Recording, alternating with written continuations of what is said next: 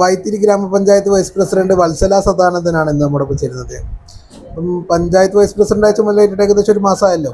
അപ്പം എന്തെല്ലാം കാര്യങ്ങളാണ് ഇനി ജനങ്ങൾക്ക് വേണ്ടി ചെയ്യാൻ തീരുമാനിച്ചിരിക്കുന്നത്? വൈത്തിരി ഗ്രാമപഞ്ചായത്തിൽ ചുണ്ടൽ എസ്റ്റേറ്റ് മേഖല, അവിടെ ഈ തോട്ടം തൊഴിലാളി തിങ്ങി പാർക്കുന്ന ഒരു മേഖലയാണ്. അപ്പോൾ അതുകൊണ്ട് അവിടെ കുടിവെള്ള പ്രശ്നം വളരെയധികം രൂക്ഷമാണ്.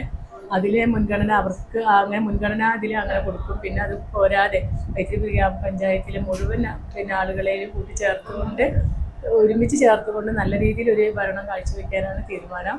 വൈത്തിരി ഗ്രാമപഞ്ചായത്തിലെ വൈസ് പ്രസിഡന്റായ താങ്കൾ ധനകാര്യ സ്റ്റാൻഡിംഗ് കമ്മിറ്റിയുടെ ചുമതല കൂടി വഹിക്കുന്നുണ്ടല്ലോ. അപ്പം ഏതെല്ലാം തരത്തിലുള്ള വികസന പ്രവർത്തനങ്ങൾ ആവിഷ്കരിച്ച് നടപ്പിലാക്കാനാണ് തീരുമാനിച്ചിരിക്കുന്നത്? വൈത്തിരി ഗ്രാമപഞ്ചായത്തിലെ കുടുംബശ്രീ യൂണിറ്റ് നല്ല രീതിയിൽ പ്രവർത്തിക്കുന്ന ഒത്തിരി യൂണിറ്റുകളുണ്ട്. അത് അവരെ താഴെത്തട്ടിൽ കിടക്കുന്ന അവരെ ഏറ്റവും മുന്നിൽ എത്തിക്കുക, അവർക്കൊരു സംരംഭം കൊടുത്ത് നല്ല രീതിയിൽ അവരെ ഉയർത്തി കൊണ്ടുവരാനുള്ള തീരുമാനങ്ങളായിരിക്കും വൈസ് പ്രസിഡന്റ് എന്നുള്ള നിലയിൽ ചെയ്യുക.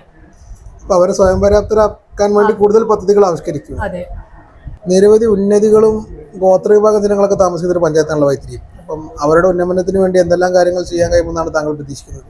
വൈത്തിരി ഗ്രാമപഞ്ചായത്തിൽ ഉന്നതികളുണ്ട്. അപ്പോൾ അതിൽ നല്ല രീതിയിൽ അവർക്ക് റോഡ് അടിസ്ഥാന സൗകര്യങ്ങളിൽ വളരെയധികം പുറകോട്ടാണ്. അപ്പോൾ അത് ഏറ്റവും കൂടുതൽ മെച്ചപ്പെടുത്തിക്കൊണ്ട് നല്ല രീതിയിൽ മുന്നോട്ട് കൊണ്ടുപോകാനാണ് ശ്രമിക്കുന്നത്.